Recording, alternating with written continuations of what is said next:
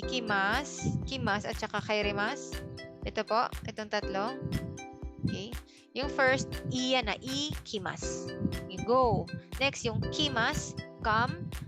Last is yung kairimas, go home. No? If you remember these three, ang place po natin dyan, minamarkahan ng e particle.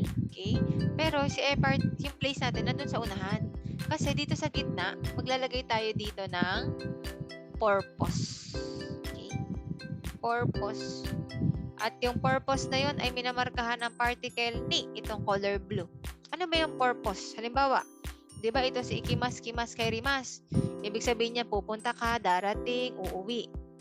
Halimbawa, itong gamitan lang natin yung pupunta. Pupunta ka sa palengke. So, place mo palengke. Para ano? Anong purpose mo? Ba't ka pupunta sa palengke? Doon mo isapasok yun dito sa gitna.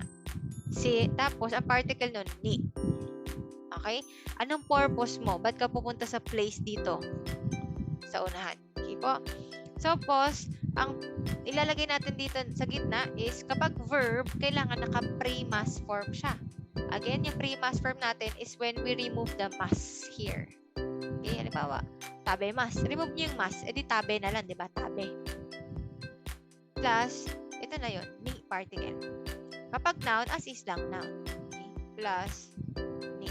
Okay, so dalawa yung pwede kang mag-verb, pero hindi pwede yung buong verb ilagay mo dyan. Kailangan naka-pre-mas. Kapag noun, edi noun, dagdagan ng particle ni here. Yun lang. Example, ito po sa baba. Ayan. So, ito yung place niya. Kobe. Okay. So, Kobe, indoryori o tabe ni ikimas. Okay. So, ito yung ikimas natin. Sabi niya, pupunta. Diba? Ikimas is to go. So, pupunta ako saan? Dito. Sa may Kobe.